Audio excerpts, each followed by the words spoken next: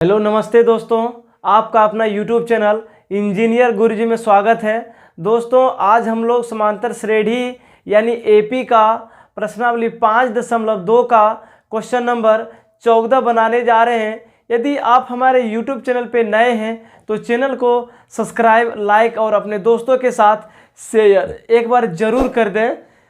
जैसे कि आप लोगों को स्क्रीन पे क्वेश्चन को दिख पा रहा है, क्वेश्चन को एक बार आप लोग उसे देखें, उसको रोक करके पढ़ें और पढ़ करके एक बार बनाने का प्रयास करें। उसके बाद नहीं बने तब आप वीडियो पे बने रहें और उसको सॉल्यूशन आप आसान से देख पाएंगे। चलिए, तो जैसे कि आप लोगों को स्क्रीन पे क्वेश्चन दिख पा रहा है तो ध्यान दीजिए। क्वेश्चन कह रहा है कि 10 और 250 के बीच में 4 के गुणज कितने होंगे। बिल्कुल इजी क्वेश्चन। ऐसे क्वेश्चन हमने पीछे वाले लेक्चर में पीछे वाले सवाल बनाए हैं, है ना। कह रहा है कि यहाँ पे कि 10 और 250 के बीच में, है ना, मतलब 10 और 250 के बीच में कितनी ऐसी संख्या है जो 4 के गुणज हो। 4 का गुणज कहने का मतलब होता है कि वैसी संख्या जो 4 से डिवाइड हो जाए या तो 4 के पहाड़ा में वो संख्या आ जाए। तो बताइए कि 2 अंक में होना, मतलब कंडीशन है थोड़ा सा कि 10 से बड़ा होना चाहिए और 250 से क्या होना चाहिए, छोटा, लेकिन वो 4 से क्या होना चाहिए, कट जाना चाहिए। आप ही बताइए क्या ये जो 10 है ये संख्या 4 से विभाज्य होगी? नहीं होगी। तो कितना विभाजित होगी 4 से? तो 4 से विभाजित होने वाली 10 से बड़ी संख्या सबसे पहले कौन लेंगे? 12। दूसरी संख्या कौन होगा? 16, है ना। 16 ऐसी संख्या होगी जो 4 से विभाज्य होगी, उसका गुणज में आएगा। फिर होगा आपका 20 होगा, फिर 24 होगा, फिर आपका 28 होगा, डॉट डॉट डॉट डॉट। इसी तरह से लास्ट की जो संख्या होगी 248, वो संख्या 4 से विभाज्य होगी। क्या देखिए, ये एक एपी का क्रम दे रहा है क्या? जरूर दे रहा है। यहाँ पे आपको प्रथम पद 12 मिलेगा, दूसरा पद 16, तीसरा पद 20 मिलेगा और इसका जो अंतिम पद होगा 248 दिया हुआ है। तो यहाँ से हम लोगों को पूछ रहे, बताइए कि इस तरह से कितनी ऐसी संख्या है जो 4 से विभाज्य हो जाए, 4 का गुणज में आ जाए। तो यहाँ पे आप लोग को n निकालना है, यानी नंबर ऑफ टर्म्स, यानी पदों की संख्या को निकालना है। तो ध्यान दीजिए, यहाँ पे लिखेंगे हम लोग ये चीजें हमारे पास गिवन था, है ना। ध्यान दीजिएगा थोड़ा, चलिए इसको रहने दीजिए। तो यहाँ से लिखेंगे प्रथम पद a1 12 दिया है, दूसरा पद a2 बराबर 16 है, तीसरा पद कितना दिया हुआ है? 20 है। बस इतना ही पद को लिखिए। अब यहाँ से अगर हम लोग सार्वंतर निकाले हैं, कॉमन डिफरेंस यानी डी निकाले हैं, सार्वंतर डी बराबर लिखेंगे a2 माइनस a1, ठीक है। तो देखिए a2 कितना है आपके पास? 16 और a1 कितना है? 12। जब इसको हम लोग सब घटाएंगे तो ये होगा 4। यहाँ से आप लोगों को d निकल गया, है ना। सार्वंतर जो था वो d, आप लोग एक ही बार d निकालिए। जब d निकल गया तो लगाइए यहाँ से। देखिए अंतिम पद आपके पास मालूम है ना, लास्ट टर्म।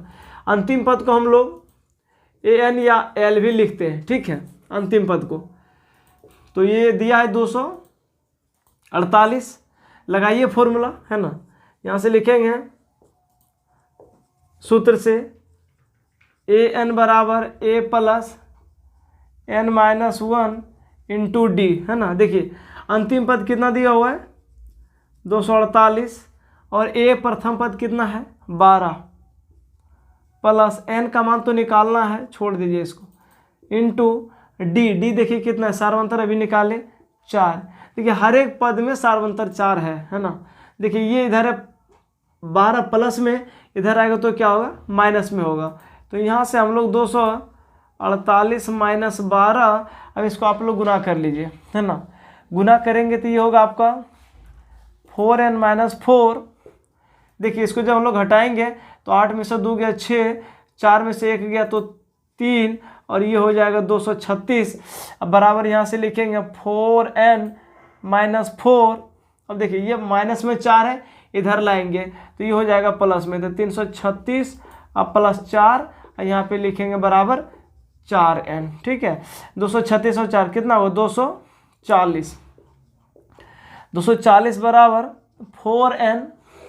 अब यहाँ से हम लोग ध्यान देंगे, देखिए n के साथ में 4 गुना में इधर आएगा तो क्या होगा? डिवाइड में होगा। तो लिखेंगे यहाँ से n बराबर 240/4 है ना। हम लोग इसको डिवाइड जब करेंगे तो ये 60 बार में, 6 चौके 24 यानी 60 बार में, इसीलिए n बराबर कितना होगा 60 है ना। तो इसमें 12 से लेकर 248 के जो कुल संख्या होगी, 60 ऐसी संख्या होगी जो 4 के गुणज होंगे, 4 से यानी पूर्ण रूप से क्या होगा डिवाइड होगा। तो नीचे एक लाइन लिख देंगे, अतः 10 और 250 के बीच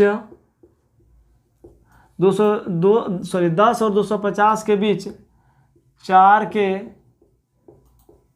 गुणज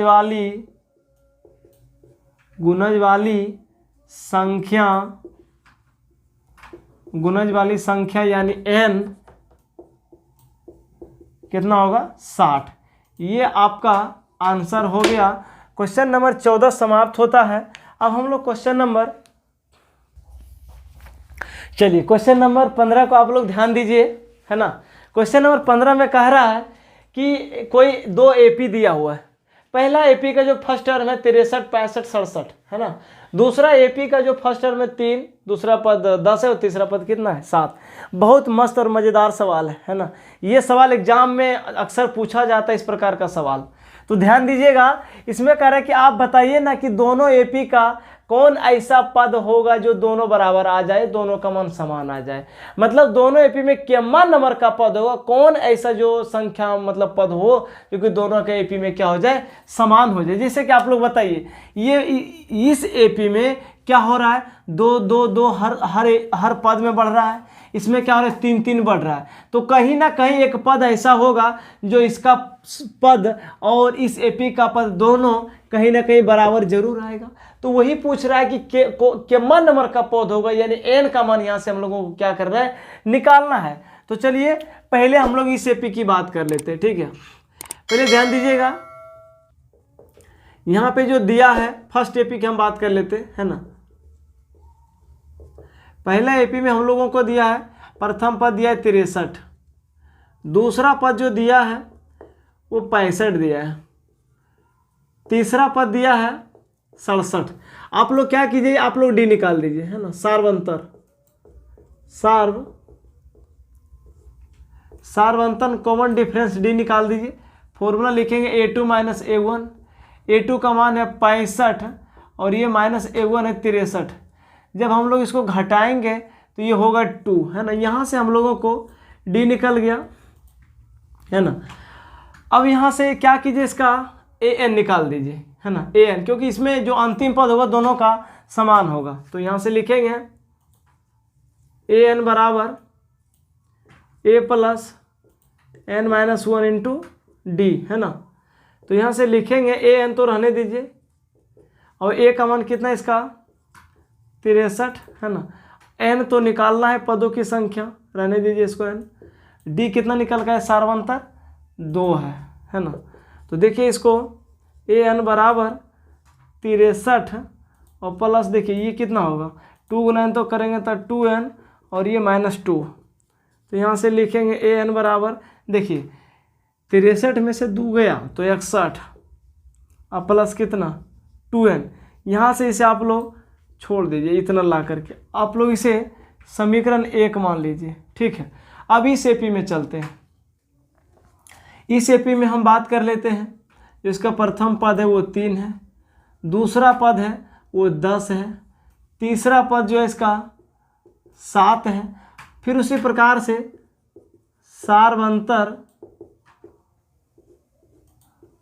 सार्वंतर डी हम लोग निकालेंगे तो लिखेंगे यहाँ से a2 माइनस a1। a2 का मान कितना है 10 माइनस a1 कितना है 3, तो लिखेंगे ये 7 होगा। d का मान निकल गया। आप लोग उसी प्रकार से an निकाल दीजिए, ठीक है। तो यहाँ से लिखेंगे an बराबर, सूत्र होता है सूत्र से, है ना। यहाँ भी आप लोग लिख सकते हैं सूत्र से। चलिए तो लिखेंगे a plus n minus 1 into D. an तो रहने दीजिए और a का मान इसमें कितना है 3 है, प्लस n का मान तो निकालना है इंटू डी, सार्वंतर कितना है 7 है। तो यहाँ से लिखेंगे ए एन बराबर 3 प्लस, देखिए 7 गुना n करेंगे 7n और ये -7।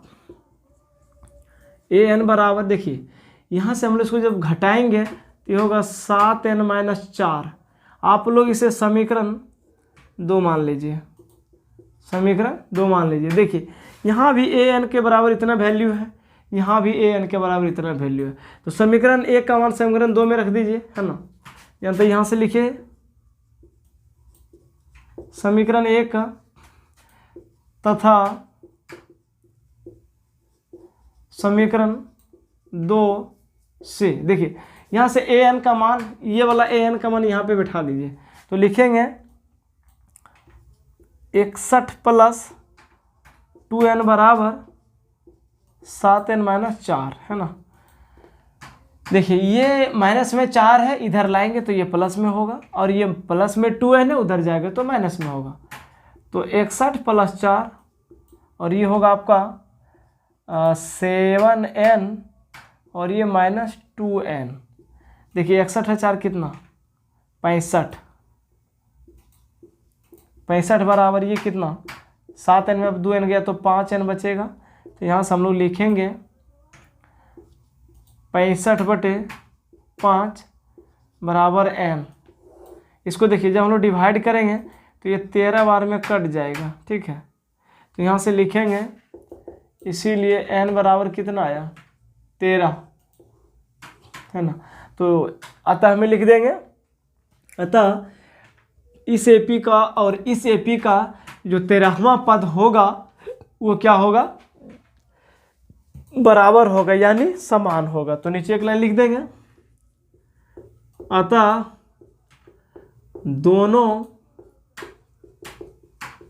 दोनों एपी का 13वां पद समान होगा। ये आपका आंसर हुआ। क्वेश्चन नंबर 15 समाप्त होता है। यदि आप लोग स्क्रीनशॉट लेना चाहते हैं तो ले सकते हैं। चलिए क्वेश्चन नंबर 16 को आप लोग ध्यान दीजिए। जैसे आप लोगों को क्वेश्चन दिख रहा है स्क्रीन पे, आप उसे रोक के एक बार समझें, बनाने का प्रयास करें। अगर नहीं बनता है उसके बाद आप लोग तो देख करके सॉल्यूशन बना सकते हैं। चलिए क्वेश्चन एक बार पढ़िए आराम से, उसको बारीकी से क्वेश्चन को पढ़िए। मैथ का जो बेसिक टेक्निक जो तो बनाने का जो तरीका होता है, जहाँ पे है रहे, जहाँ पे कोमा रहे, वहाँ पे आप लोग पढ़ें और वहाँ पे थोड़ा सा रुकें। उसके बाद उतना दूर तक पढ़ करके समझने का प्रयास करें, क्वेश्चन कहना क्या चाह रहा है, क्या दिया है और क्या निकालना है ना। तो क्वेश्चन को देखिए 16 नंबर में कह रहा है कि वह एपी ज्ञात कीजिए। मतलब यहाँ से फर्स्ट में बात कर दिया कि आपको एक एपी निकालना है। अगर हमको एक एपी निकालना है, समांतर श्रेणी को निकालना है, तो यानी ए डी ये सब मालूम होना चाहिए, तभी हम लोग एपी को निकाल पाएंगे। क्योंकि अगर हम लोग प्रथम पद A1 निकालते हैं, उसमें हम लोग को फॉर्मूला होता है A + D। तो प्रथम पद के लिए A जो होता है A1 A रह जाता है। दूसरे पद A2 के लिए A + D निकालते हैं। अगर हम लोगों के पास प्रथम पद हो मालूम, सर्वंतर मालूम हो, आराम से हम लोग एपी तैयार कर लेंगे। तो क्वेश्चन को पढ़िए। तो कह जिसका तीसरा पद 16 है, तीसरा पद यानी A3 बराबर 16 दिया हुआ है ना, और सातवां पद पांचवें पद से 12 अधिक है। बहुत मस्त क्वेश्चन है ये। चलिए जो चीजें दिया उसको हम लोग लिखते हैं गिवन दैट। कह रहा है इसमें तीसरा पद कितना दिया हुआ है, इस एपी का तीसरा पद 16 है। तो यहां से लिखेंगे A3 बराबर कितना 16, और हम लोग A3 को A + 2D लिख सकते हैं, है ना 16। आप लोग इसे इक्वेशन 1 समीकरण 1 मान लीजिए। फिर से लिखेंगे 9। अब क्वेश्चन क्या कर रहा है, आगे स्टेप को देखेंगे। आगे में कह रहा है कि सातवां पद, सातवां पद तो A7।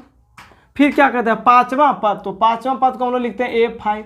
क्या कहना चाहता है ये, पांचवां पद से 12 अधिक है। क्वेश्चन कह रहा है कि पांचवें पद से 12 अधिक है। कौन 12 अधिक है भाई, तो सातवें पद 12 अधिक है। अगर पांचवें पद से सातवें पद 12 अधिक है, अगर इन दोनों पदों को हम लोगों को बराबर करना हो, या तो आप पांचवें पद में 12 को जोड़ दीजिए या सातवें पद में 12 को घटा लीजिए और दोनों को आपस में क्या कर दीजिए, बराबर कर दीजिए। तो चाहे आप लोग जो मन है, हम लोग इसे पांचवें पद कम है 12 तो इसमें जोड़ दीजिए और ये दोनों पद आपस में क्या हो गया, बराबर हो गया। क्या हम लोग सातवां पद को a प्लस 6d नहीं लिख सकते? जरूर लिख सकते हैं। और पांचवा पद जो है a प्लस 4d और ये 12। ध्यान दीजिएगा थोड़ा सा, देखिए ये इधर हम लोग इधर लाएंगे तो प्लस माइनस से दोनों क्या होगा, कट जाएगा। बचा यहाँ पे 6d, इधर 4d, 4d को आप लोग इधर ले आए तो यहाँ से लिखेंगे 6d माइनस 4d बराबर 12। इसको जब हम लोग घटाएंगे, छोटी में 4d जाएगा तो ये बचेगा 2d और यहाँ से होगा 12 और यहाँ से लिखेंगे d बराबर 12/2। इसको डिवाइड जब हम लोग करेंगे तो 6 होगा, इसीलिए लिखेंगे d बराबर कितना, 6। अब देखिए सारवंतर निकल गया 6। अब यहाँ से क्या हम लोग अगर d का मान समीकरण 1 में रख देंगे तो क्या वो a निकल जाएगा? जरूर निकलेगा। तो यहाँ से लिखेंगे d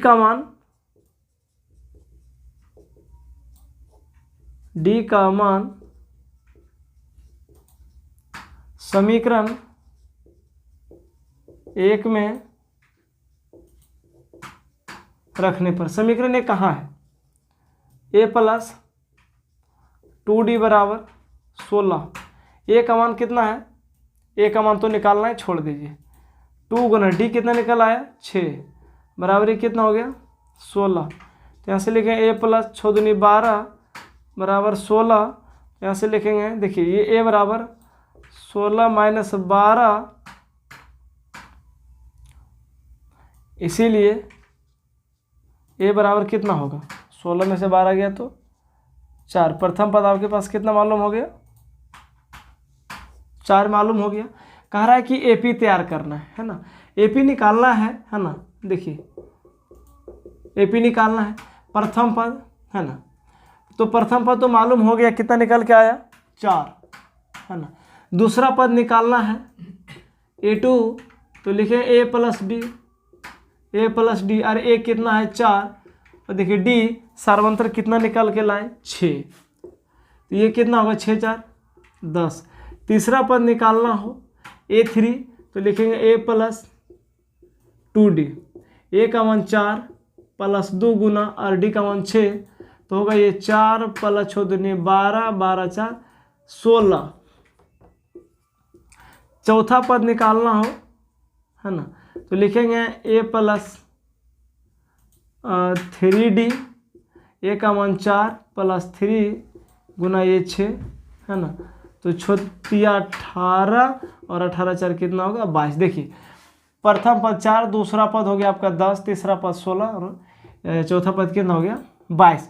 तो लिखें यहाँ से एक AP का क्रम बना दीजिए, 4 10 16 22 डॉट डॉट डॉट है ना। ये एक AP का क्रम बन गया और यही आंसर हो गया। चलिए तो क्वेश्चन नंबर 16 समाप्त होता है। अब हम लोग क्वेश्चन नंबर 17 को ध्यान देंगे।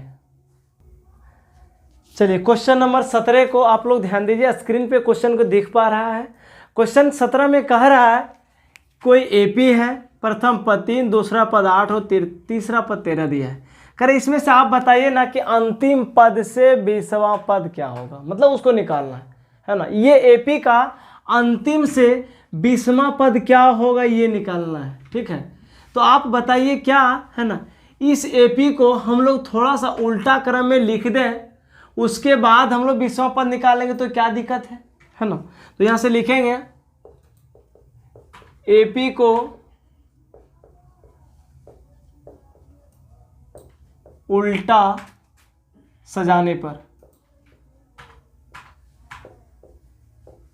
AP को उल्टा सजाने पर ध्यान दीजिए, इस AP को आप जस्ट इसको उल्टा सजा दीजिए। तो यहाँ से जो एक अलग AP का निर्माण होगा वो क्या होगा, 253 है ना।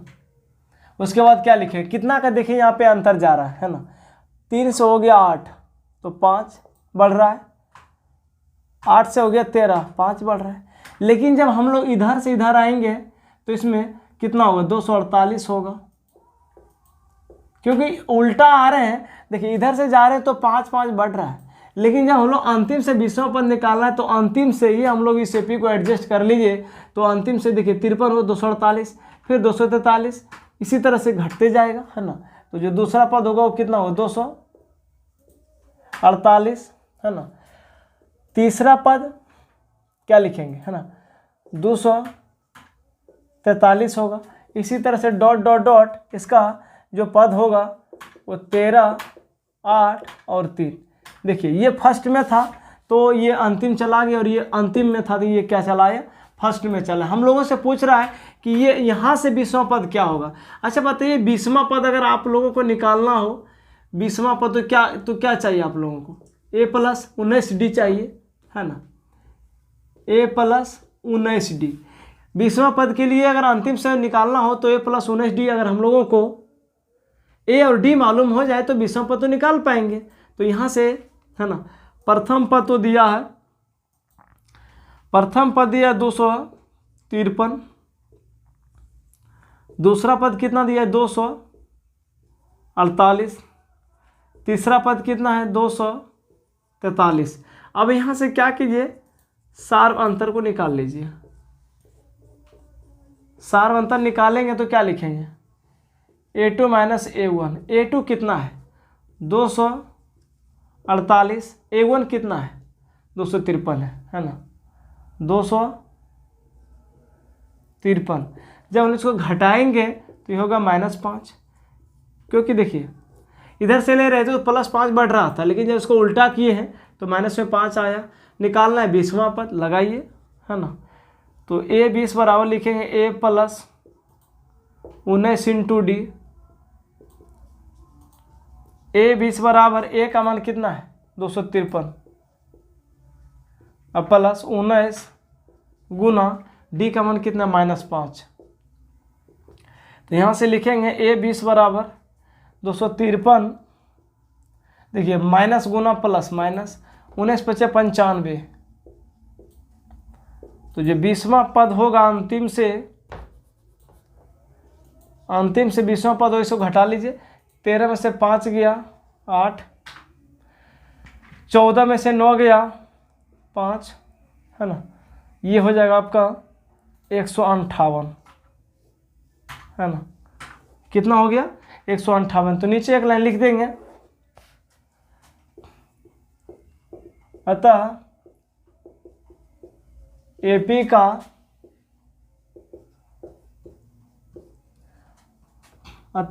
का अंतिम से